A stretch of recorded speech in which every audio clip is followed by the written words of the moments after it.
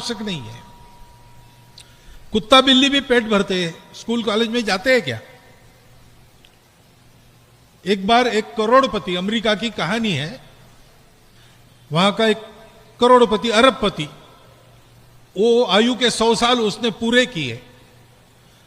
उसको मिलने के लिए पत्रकार गए, इंटरव्यू लिया। इंटरव्यू चल रहा था तो उसका सेक्रेटरी आया, उसने कहा महाशय आपने दान देने का स्वीकार किया था, वो दान लेने के लिए लोग आए हैं। तो अरबपति ने कहा ठीक है मेरा चेकबुक लाओ। तो चेकबुक लेके आए, सेक्रेटरी ने चेकबुक पर आंकड़ा जिसको देना उसका नाम लिखा और सिग्नेचर के लिए चेकबुक दिया, लेकिन उसने पेन से सिग्नेचर नहीं किया, इंक पैड था, उस पर अपना अंगूठा लगाया और वहां रख दिया। तो पत्रकारों को आश्चर्य हुआ, आप अरबपति है, 100 साल पूरे की आयु के, आप हस्ताक्षर करना नहीं जानते? तो अरबपति ने कहा नहीं, मैं लिखना पढ़ना बिल्कुल नहीं जानता। तो आप नहीं जानते और आप अरबपति हो गए, लिखना पढ़ना आता आपको तो क्या होते? तो उसने कहा मैं बताता हूं आपको मैं क्या होता। मैं बिजनेस में आने के पहले एक चर्च में घंटा बजाता था, वही मेरी नौकरी थी, थोड़ा सा पैसा मिलता था, अकेला ही था। हमारे बिशप ने नोटिस निकाला कि जिसको चर्च में नौकरी करनी है उसको पढ़ना लिखना आना चाहिए। मैं 40 साल का हो चुका था। मैंने बिशप को कहा कि अब मैं सीख नहीं सकता। तो बिशप ने कहा फिर तुम्हारी छुट्टी नौकरी से। नौकरी चली गई। अब क्या करना, ऐसे भटक रहा था तो एक ऑफिस की खिड़की से एक आदमी ने बुलाया, इधर आओ, मैं यहां काम में हूं, उठ नहीं सकता, मुझे अभी कॉफी चाहिए, सामने की दुकान से कॉफी ले आओ। रिमझिम कॉफी मिलती है ना यहां, रिमझिम कॉफी ले आओ। तो वो रिमझिम कॉफी लेके उसने ला दी उसको। उसको वहां की भाषा में 1 पेंस मिला, अपने भाषा में 10 पैसा कहिए। तो उसके दिमाग में कल्पना आई कि ऐसे बहुत से लोग होंगे जो काम में से बाहर नहीं आ सकते, सिगरेट चाहिए, कॉफी चाहिए, ऐसा सब उधर होता है। तो उसने यही काम शुरू किया, जिसको जो चाहिए उसके जगह पर पहुंचाना। और करते करते वो करोड़पति अरबपति हो गया। तो उसने पत्रकारों को कहा कि मैं पढ़ता लिखता तो चर्च में घंटी बजाते रहता। शिक्षा नहीं चाहिए, नहीं शिक्षा चाहिए, लेकिन केवल पेट भरने के लिए नहीं, पेट भरना आना चाहिए। कोई भी शिक्षा इतनी समर्थ चाहिए कि शिक्षित मनुष्य अपने पैर पर खड़ा रह सके, अपने परिवार का पालन पोषण कर सके। वो तो सब आपको यहां मिल ही रहा है। केवल पुस्तक का ज्ञान नहीं, व्यवहार ज्ञान भी मिल रहा है। खाना कैसे बनाना से लेकर सारी बातें। किसी भी विद्यालय में यह सब नहीं सीखने को मिलता। केवल जहां पंचकोशात्मक विचार है ऐसे विद्यालयों में मिलता है। आपका विद्यालय उसमें से एक है। और शिक्षा के साथ विवेक चाहिए, तब उसका उपयोग होता है। गुरुगृह में 12 साल विद्या अध्ययन करके 4 छात्र घर वापस निकले गुरु का आशीर्वाद लेकर। जंगल के रास्ते जा रहे थे तो पेड़ के नीचे उनको एक कंकाल मिला, स्केलेटन। तो सबसे बड़ा था उसमें, उसने कहा मैं स्केलेटन देख के वो जानवर पहचान सकता हूं, ये विद्या मैं सीखा हूं, ये शेर का स्केलेटन है।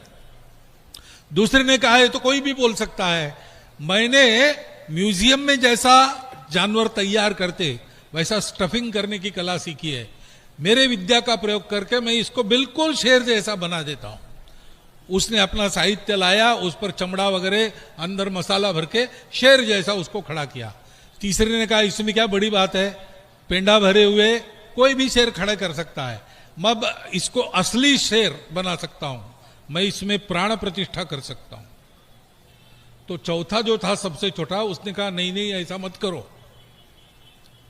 ये शेर भूखा है, बहुत दिनों से यहां मरा पड़ा है, इसको जिंदा करोगे तो हमको खाएगा। उसने कहा नहीं नहीं आप सब विद्या दिखा रहे तो मैं अपनी विद्या दिखाऊंगा। तो उसने कहा कि ठीक है फिर मेरी विद्या पहले देख लो। मैंने ज्यादा कुछ नहीं सीखा, पेड़ पर चढ़ना सीखा है। तो मैं पेड़ पर चढ़ जाता हूं, बाद में तुम करो जो करना है। वो पेड़ पर चढ़ गया, इसने मंत्र जप के उस शेर को जिंदा किया, भूखा था, तीनों को खा गया। वो विद्या का उपयोग क्या है? विद्या का ठीक से उपयोग करने की बुद्धि चाहिए, उसके लिए संस्कार चाहिए। विद्यावान मनुष्य गुणी होता है, अति चातुर होता है, लेकिन राम काज करीबे को आतुर उसको होना चाहिए। संत कबीरदास जी महाराज ने कहा, ऊंचा भया तो क्या भया, जैसे ताल खजूर, पथिकन को छाया नहीं, फल लागे अति दूर। खजूर का पेड़ ऊंचा होता है, छाया किसी को मिलती नहीं, और फल दूर लगते हैं, नारियल जैसे नीचे गिरते भी नहीं, तो उसका कोई उपयोग नहीं। उन्होंने कहा है, पोथी पढ़ी पढ़ी जगम हुआ, पंडित भया न खोए, ढाई आखर प्रेम का पढ़े सो पंडित हुए। पुस्तकें पढ़ पढ़ कर विद्वान हुआ, वो असली विद्वान नहीं है। जिसको सारी सृष्टि पर स्नेह करना आता है। अयम निजः परो वेति गणनाम लघुचेतसाम, उदार चरिता नाम तु वसुधैव कुटुंबकम। हमारे देश की परंपरा इसको शिक्षा मानती है। सबको अपना मानो। सबको अपना मानेंगे तो कुछ सब में कुछ ऐसे रहते हैं कि जो उपद्रव करते हैं, उनसे बचना भी सीखना चाहिए। विद्या वगैरह सारी बातें जिसके पास बल है उसको शोभा देती है। सबको क्षमा करनी चाहिए, लेकिन क्षमा किसको शोभा देती है? क्षमा वीरस्य भूषणम। दुर्बल आदमी तो मजबूरी में सबको क्षमा करेगा। बलवान होना और बल का उपयोग दुर्बलों की रक्षा के लिए करना। विद्यावान होना, विद्या का उपयोग दूसरों को ज्ञान देने के लिए करना। धन बहुत कमाना, लेकिन धन का उपयोग दान में करना। अपने लिए न्यूनतम चाहिए उतना रखना, बाकी जिनसे लिया है उनको देना। समाज से लिया है, प्रकृति से लिया है, देश से लिया है, उनको वापस देना। इसको अच्छा आदमी कहते हैं, इसको पढ़ा लिखा आदमी कहते हैं। हमको ऐसा बनना है। ऐसा बनने की शिक्षा हमको यहां मिलती है। हमने एडमिशन लेते समय ये कंडीशन नहीं डाली थी, लेकिन हमारे आचार्यगण, हमारे स्कूल के संचालक गण विचार पूर्वक हमको अच्छा आदमी बनाने के लिए शिक्षा दे रहे हैं, निःशुल्क दे रहे हैं। गुरु को शिष्य से फीस नहीं चाहिए। गुरु कहता है कि मैंने दी हुई शिक्षा सबको दो, यही मेरे लिए गुरु दक्षिणा है। हम इस विद्यालय में पढ़ेंगे, अच्छे मनुष्य बनेंगे, उत्तम मनुष्य बनेंगे, प्रवीण मनुष्य बनेंगे। आज जैसे एक एक प्रदर्शन का कार्यक्रम उत्कृष्ट हो, ऐसे आपने मेहनत की, वैसे अपना ज्ञान भी उत्कृष्ट होना चाहिए। इसका प्रयास आपको करना है, और उस उत्कृष्ट ज्ञान का उपयोग स्वार्थ के लिए नहीं करना।